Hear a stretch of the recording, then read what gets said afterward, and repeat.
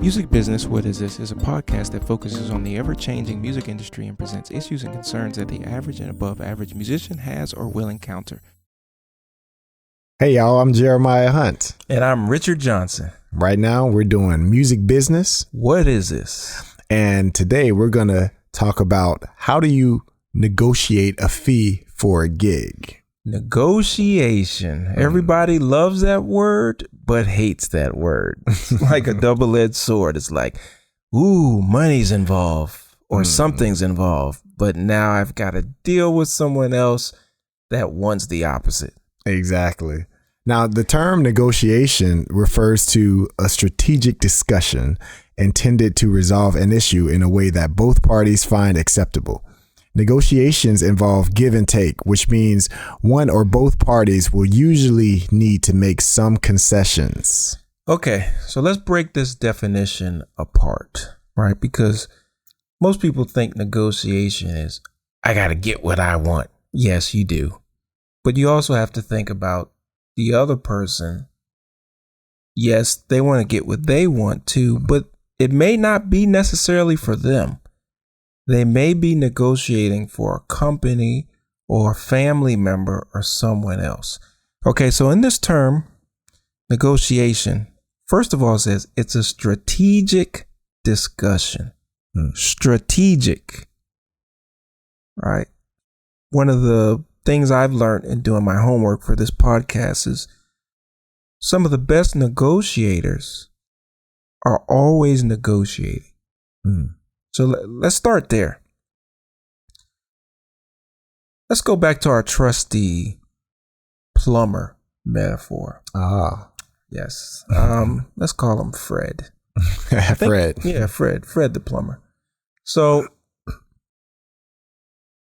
we need Fred to come do some work at the headquarters of Afar Music. So why do I call Fred? Well, Fred's been here before, so he knows the environment. I also call Fred because he's great at what he does. He takes his time, but at the same time, he's fast. Right? He gets right to the point. He's a friendly guy, says, hello, how you doing? How's the family? Blah, blah, blah. Okay, let me get to work. Why? Probably because he has another job. Yep. Busy man. He's a busy guy because he's good at what he does. So, strategic. For someone to be strategic, that means they've invested some time in this, whether it's negotiating with other people or thinking about it. Strategic means strategy. What is your strategy? A lot of people want to go into negotiations with no strategy. True. Right? What is your strategy? Is it to wear the other person down? I have a friend, that's his tactic. He will wear you down. Wow. To the point you give in. Right? It sounds crazy, but he's reality. He's reality and he's good at wearing people down. That's not my strategy. Right? Is your strategy to be the nice guy? You're a nice guy, right? Remember we talked about that? Yep. You're a nice guy, all right? I can be. Right, okay. Nice guy. The nice guy, but at the same time, has an ending result of being, I'm nice, but hey, I still need what I need. Right. Right? Then you have the Eazy-E gangster Compton negotiator, like it's my way or the highway. That is a strategy. And trust me, that works for a lot of people. Yeah. Because the person on the other side is not used to that or they don't want to deal with it. Right. Right? So I wouldn't advise it, but it's been proven. It's a successful way to negotiate. Yeah. Okay, so we've talked about 3 different strategies. A great negotiator understands which strategy to use in which situation based upon certain things, right? And that usually happens the minute the two entities begin to correspond. And I say correspond because that begins usually with an email. Right. And that email is crucial to how you respond. Right. Is the negotiation online? Is it via email? Is it in person? If it's in person, there's been some prior contact with this person. Right. Right. And that's usually an email. Yeah. Right. So the person who has a strategy is already gone to work on you. And you have no clue. Right. Right. Because they're setting you up to respond in a certain way, or they're looking to see how you respond to a certain thing. Some may be setting you up, some may not be setting you up, but they're looking to see what your cue is in the response. So that's why I go back to this definition. Strategic discussion. It's strategic, right? And this is why I firmly believe that the best negotiators in the world are children. Children are incredible negotiators. It's a fact. Look it up. They know how to push someone's buttons, good or bad, to get what they want. And that's why they're great negotiators, especially with their parents. Right? When you put someone's kids with someone who's not their parents, they have no strategy. Right. So that's why a lot of times other people can say, "Oh, I'm not doing that," and the kid will say, "Well, my mommy does it or my daddy does it." "Oh, I'm sorry," and they may while out, but they'll eventually stop. Right. Or they may just stop right up front. Now with a parent, it's different because they know, oh, so and so doesn't like this, or so and so likes when I tell mommy I like her shirt, or blah blah blah. Yeah. Okay, so they're trying to pacify you. Same idea, same strategy, but the way they're doing what they're using as tools is different. Right? So someone has to understand the game. Right. If you don't understand the game, you have no chance. Right? So first thing we talked about is strategic discussion in this definition. Okay, intended to resolve an issue. What is the issue? The issue is, how much am I going to get paid? Right. I want some money. Right. That's the issue. You have it. I want it. Right. We're breaking this down to as simple as it can be. And we're talking about money here. It could be other things. But you want blah, blah, blah to pay you $10,000 to play for an hour. And that's reasonable because there's going to be 10,000 people at the gig. That's reasonable. Okay. So how is that going to happen? Usually, if it's one person negotiating, what you'll find with a company is they don't have the ultimate or last word. It may seem like that because you're negotiating with them, but most of the time they don't. Right? Especially if you're online. What's happening if it's a negotiation via email? This is my fee. Oh, okay. I'm going to make this real clear. Let's do a reenactment. Okay. So I'm the company and you're the person looking for the gig. Okay. So we've already communicated. I saw you play at blah, blah, blah nightclub. I loved it. Incredible show. We loved your quintet.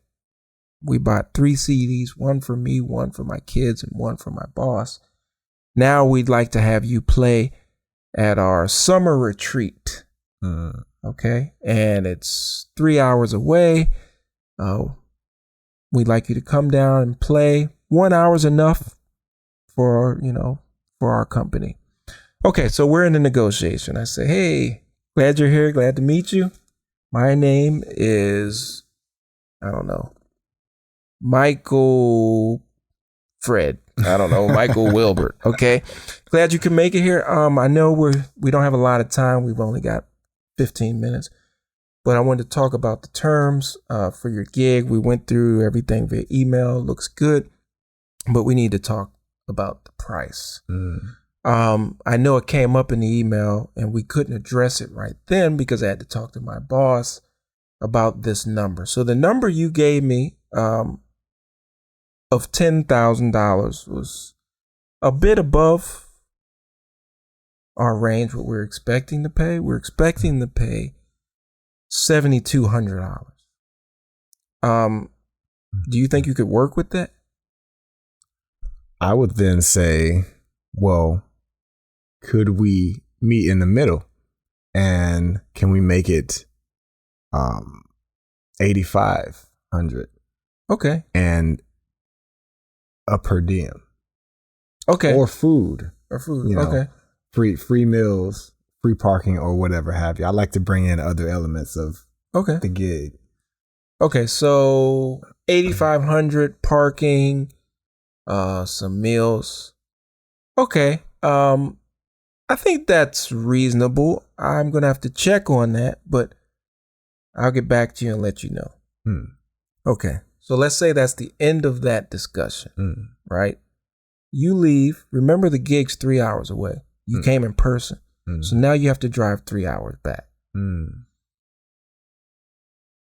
my mind, I already know what the final amount is that we can do, right? We could actually do 9,000, right?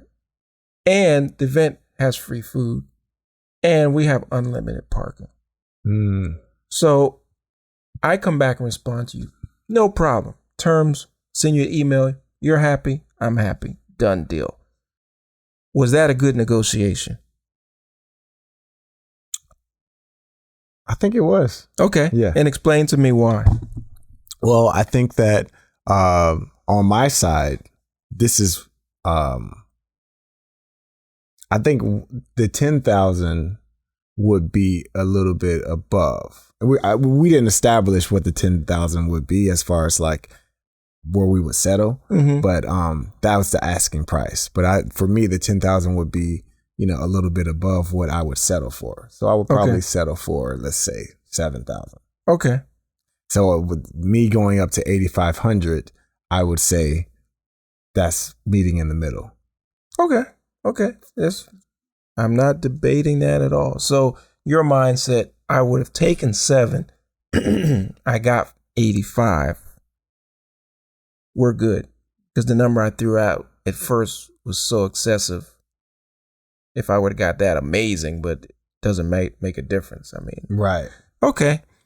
Now, let's say there's another band and you find out from the bass player, because they're your understudy, that they made 10,000 on the gig and they only played 30 minutes. How do you feel about that? At the same festival? Same festival. And you were a headliner. I couldn't get angry. I couldn't get upset. I understand that. You couldn't get upset, but how would you feel? What would you be thinking? I would assess what did they do differently. Okay. What did that band do differently? Especially if it was my understudy. Like, exactly. Like, how good could that band But this is a real be? this is happening now with understudy students. Yeah. There's students who are getting these gigs.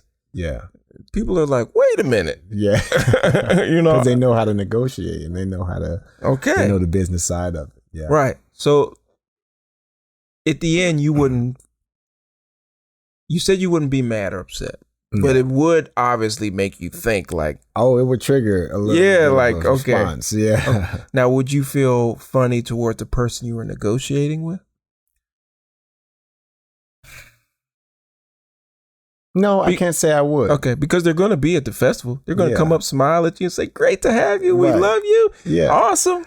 They're doing their job just like everybody else. Okay. So even and I understand that there's a budget. There's an overall budget, and everyone negotiates differently. So yeah, I wouldn't have anything to say to anybody that was involved. I would just assess everything that band did.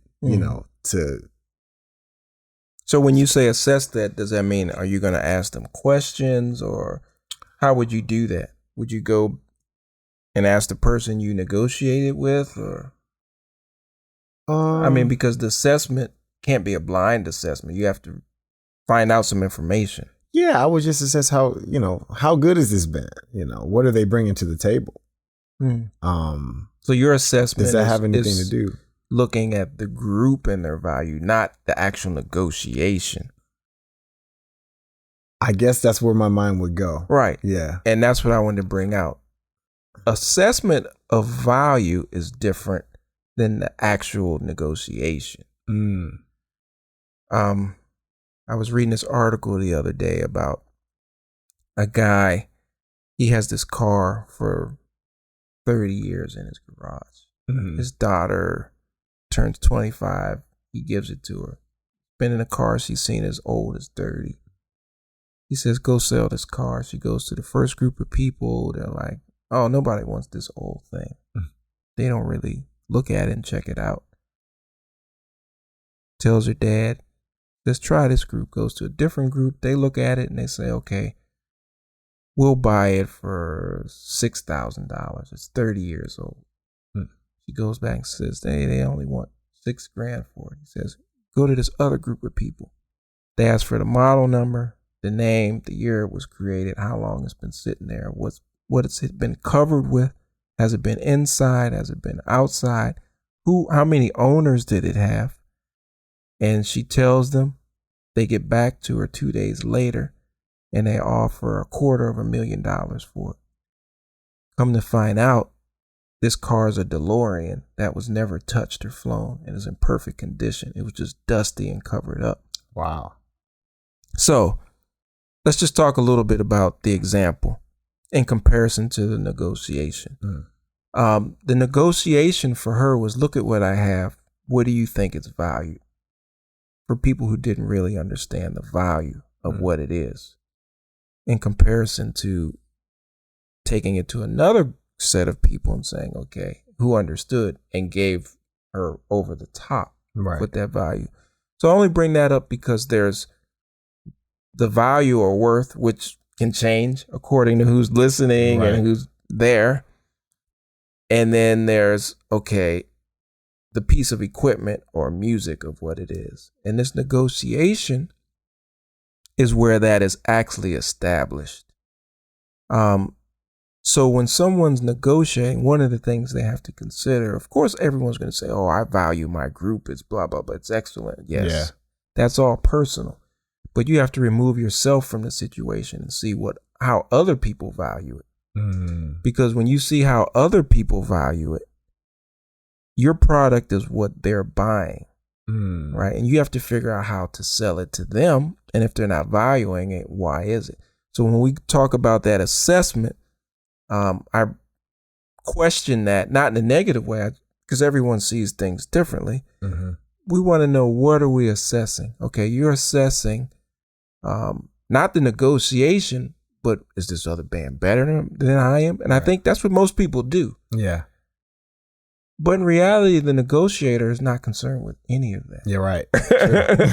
They probably don't even know. Yeah. So that doesn't even come up in the negotiation. Good point. Yeah. Right. So the negotiator's there. This is our fee. We have to get these two bands in, point blank. Right. That's all that matters. Now, there's several ways you can address that conversation, and you can turn it into a value question, which is, it's different for everyone.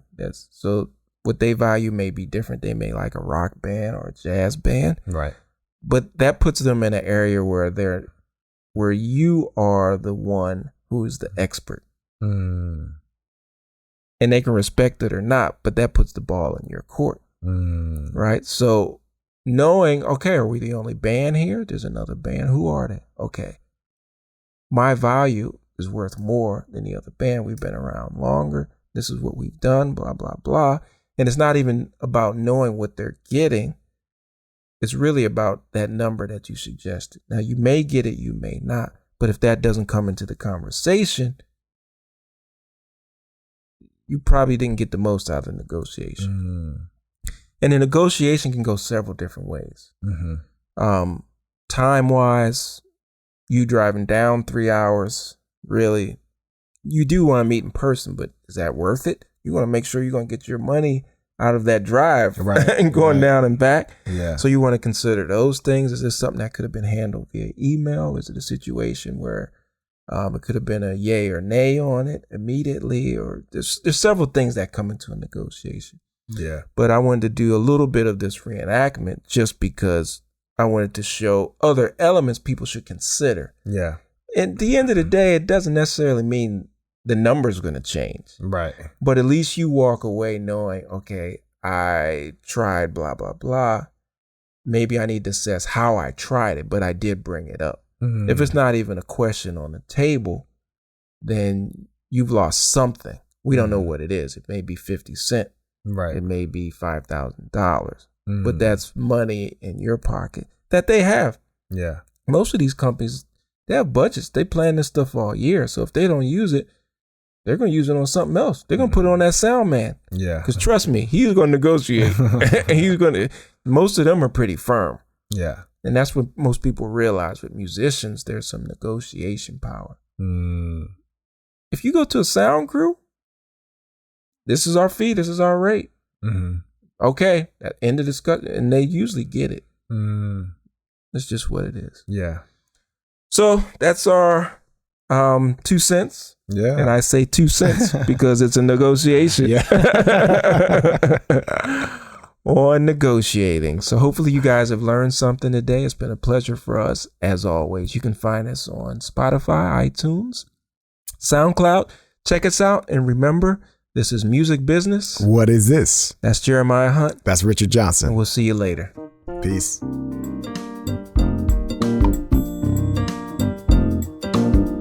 This program is partially supported by a grant from the Illinois Arts Council Agency.